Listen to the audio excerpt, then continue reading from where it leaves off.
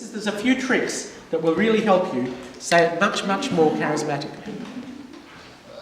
Now, I'm going to tell you what these tricks are.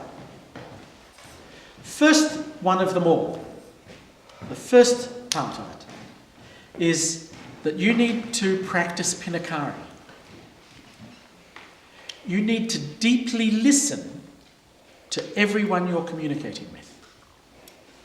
Now, people are communicating even though they are not communicating with words. Okay? 80% of our senses comes through our eyes. 20% of our senses comes from our ears. You are getting messages from everyone you're talking to through their body language. And so the first part of charismatic communication is for you to practice deep listening to everyone you're talking to. Deep listening with your eyes as well as with your ears. Okay? Step one. Step two. Step two. People are more afraid of dying than they are talking in public. People are more afraid of death. People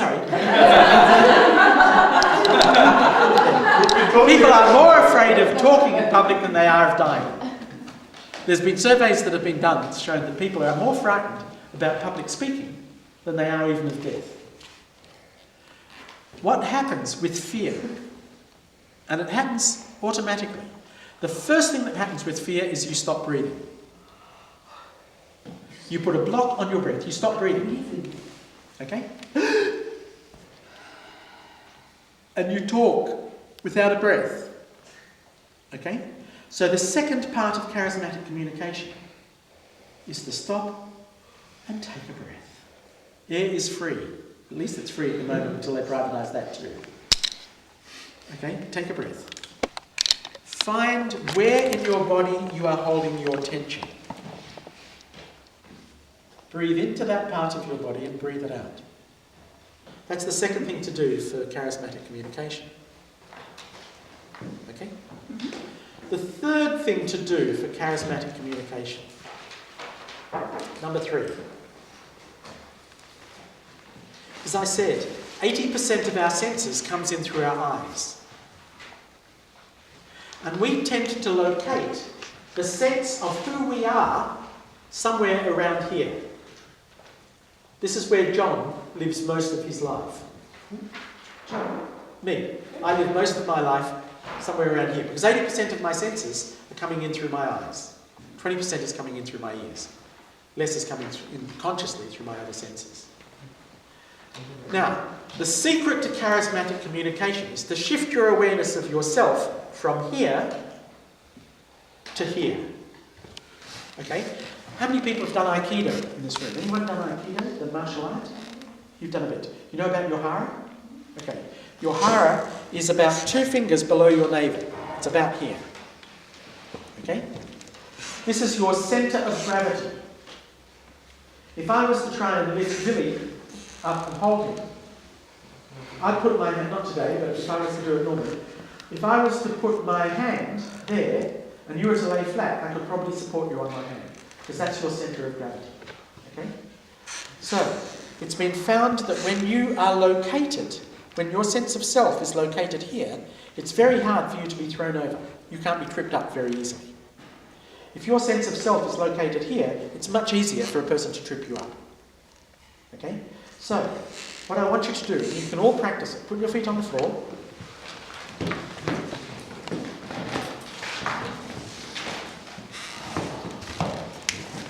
Sit down. Just put your feet on the floor. Connect your breath as I showed. Find where the tension is located in your body and let it out. Do it now. Okay? Just find where that tension is located, relax it and let it out. Like Doris did. And now shift your awareness from your eyes down to your hara. Just consciously move your awareness. You can probably feel it fall. Down to here. If it feels difficult or hard to do, don't worry about it. Don't worry about it. It doesn't have to be perfect. None of this has to be perfect. The perfect is the enemy of the good. Now, I found one of the biggest difficulties in Germany is that Germany is a nation of perfectionists.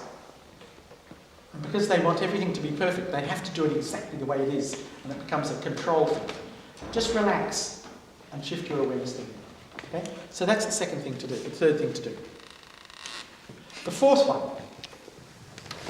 and this is the fourth one.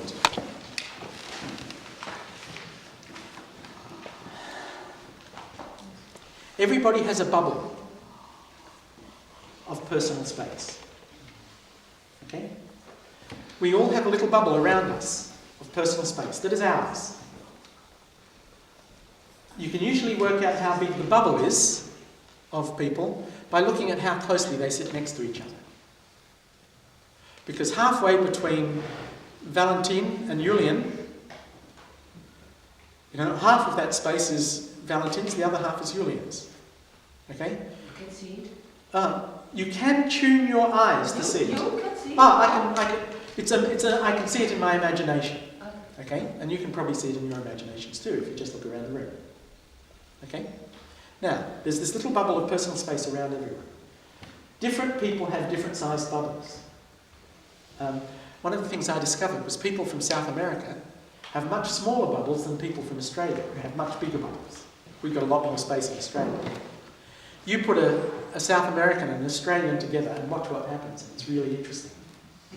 Because the South American will move forward and the Australian will move back to increase the bubble. And then it becomes a dance like this until when it happened to me, I was in London with a wonderful man from Brazil who I liked a great deal, Lara Whitman. And we were standing in a corridor one day and slowly, step by step, I found myself moving further and further down the corridor, and he kept on coming until I was standing in the back of the corridor feeling like this, and he was sort of standing over me like that. And that's the way in which it happens. You can tell the size of a personal space by getting people to shake hands, for example. Okay? That's the size of our personal space. Australian farmers tend to shake hands like this. Okay? People with a smaller personal space will shake hands like this. Okay? There are exceptions to the rule. The exceptions to the rule is you will let children into your personal space. And lovers will let each other into their personal space. But if I was to come up to Brigitte and go like this, I'm invading her personal space, and you can see the way she was sort of leaning back in her chair as I came closer and closer. Now that's the bubble of personal space.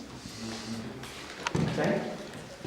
There's rules that we use in personal space. One of the rules we use in personal space is in lifts, crowded lifts.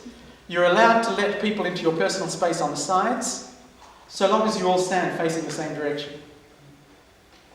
You look at the lift, everyone will cram into each other's personal space, but they all stand facing the same direction, as though all you see is the back of someone's head, and then you're allowed them into your personal space.